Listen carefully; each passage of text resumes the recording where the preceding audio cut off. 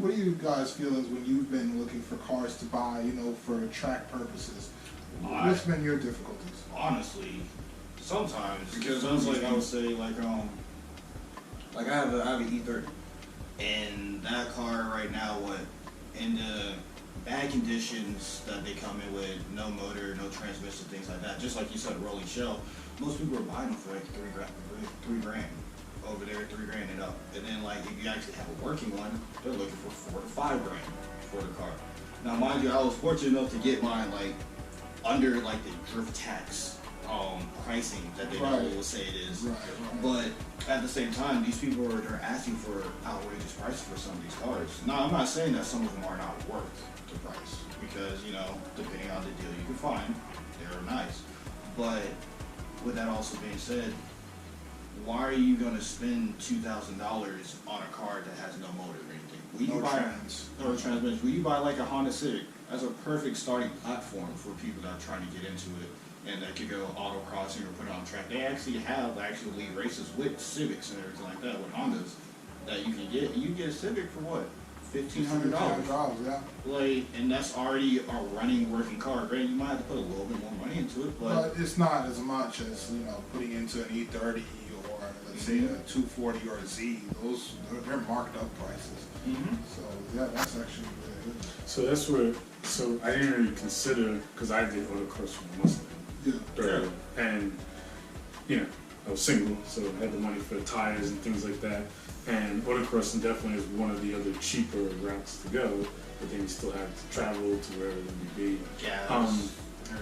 Gas and just even wear and tear. Because I mean, a lot of times, a lot of those people in the autocrossing, you run what you run. Yep. So you can break your car, and now you gotta get back. And that's how you get back to work. The only other experience that I had when I was looking one time for a car was for the NASA Spec E30 series. And a buddy of mine bought one. He bought the whole kit and caboodle. So he went and I think he spent, I'm kind of lying if I say, but I want to say it was between $10,000 and $15,000 for the whole deal, ready to race. You know, cage is done, everything's done. All you gotta do is really show up with this, but obviously you're gonna want your spare parts, you're gonna want your fuel, you need your trailer. I think you bought the trailer, but maybe not for that price. But so here once again, you know, when you talk about, let's say, a drift tax type of thing, does that really fall under that? I mean, if you're talking about somebody's buying, you know, but somebody's buying your race kit. Now I see if you actually, there's really nothing there other than the value of, hey, listen, no, what I'm selling you is a package. So there's no real tax in it. When you guys are talking about a drift car, autocross car, you're talking about someone that's like, look at all these trophies. Now this is what I want for this. See, what it is how people are doing, like what you described right there is that's a full built car. Fully built, already has the cage and everything like that. A lot of people that are trying to get into it, they don't have $10,000 to $15,000 to go ahead and buy a spec car, right? So what's happening is they're buying like regular cars, like the Mustang, how and everything. It's just really just like a daily driver, really. But you're trying to build it up to do what you want to do with it. The question is, what are your costs going to be at the end of the day? That's relative. That's relative, and that's what the thing is people are buying these cars for $2,000. That's already had the price up here, and now you're gonna put more on top of it.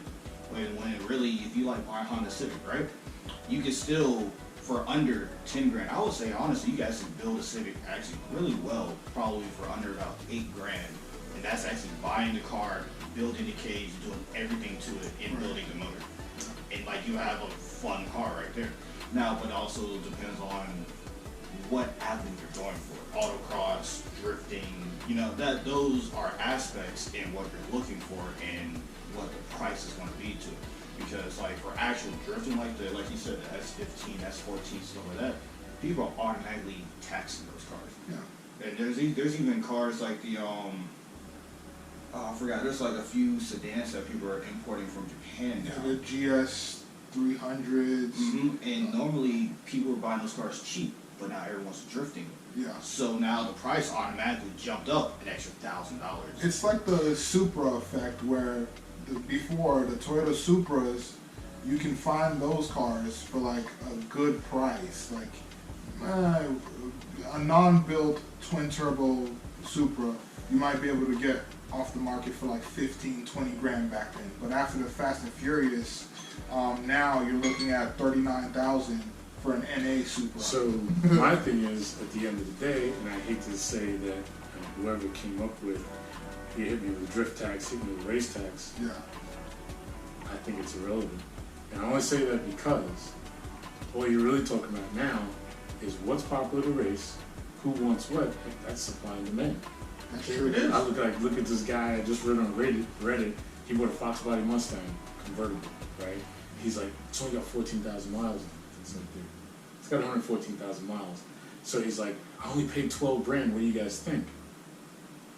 And it's like, so I told him, I said to him, I said, listen, it's not a ripoff if you're happy with what you paid for it, but you kind of overpaid.